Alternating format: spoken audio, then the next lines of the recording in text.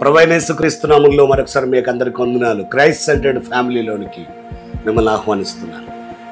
ప్రియులారా, మరి మీ అందరికీ తెలిసిన విషయమే, రోమాపత్రిక 12వ అధ్యాయం 9 నుండి 14 వచనాల్లో 6 ప్రాముఖ్యమైన కుటుంబ లక్షణాలు లేదా 6 కుటుంబాల గురించి మనం చూస్తున్నాం.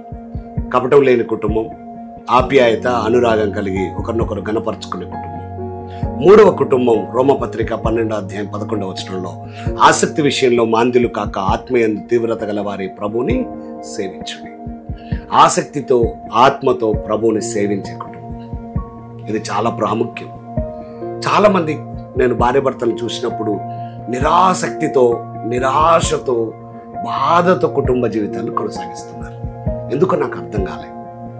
అర్థం చేసుకోండి పరిస్థితి, రియాలిటీలోకి రండి. డబ్బులు లేవా, అనారోగ్య పరిస్థితి, భర్త మాట వినట్లేదా, భార్య సరిగ్గా లేదా, పిల్లలు సరిగ్గా లేదా, అర్థం చేసుకోండి. దాన్ని ఫలభరితంగా ఎలా మార్చుకోవాలో మీకు తెలిసి ఉండాలి. ప్రభు సహాయం తీసుకోండి. ఆశ కలిగిన ప్రాణాన్ని దేవుడు తృప్తిపరుస్తాడు. ఆసక్తి కలిగి ఉండండి. చాలా కుటుంబాల్లో భార్య భర్తల మధ్యలో ఆసక్తి లేదు, పిల్లల్లో ఆసక్తి లేదు, ఆసక్తి లేని వారిగా తయారైపోయారు. బైబిల్ మాత్రం స్పష్టంగా ఏం చెప్పిందండి? రోమపత్రిక 14వ అధ్యాయంలోనే 19వ వచనంలో ఏమని రాయబడ్డది?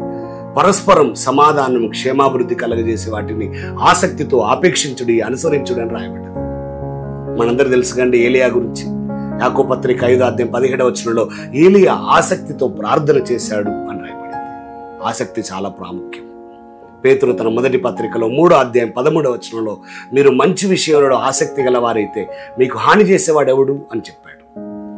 కాబట్టి మీ కుటుంబం ఆసక్తి కలిగి ఉంది. ఫస్ట్ ఆసక్తి కలిగి ఉంటేనే ఆత్మ తీవ్రత కలిగి ప్రభుని సేవించగలుగుతాం. కాబట్టి మన కుటుంబాలు ఆసక్తి కలిగిన కుటుంబాలుగా, ఆత్మ తీవ్రత కలిగిన కుటుంబాలుగా ఉండునట్లు ప్రార్థన చేయండి. దేవుడు ఆ రీతిగా మన కుటుంబాలను ఆశీర్వదించునుగాక. Amen. God bless you. Shalom.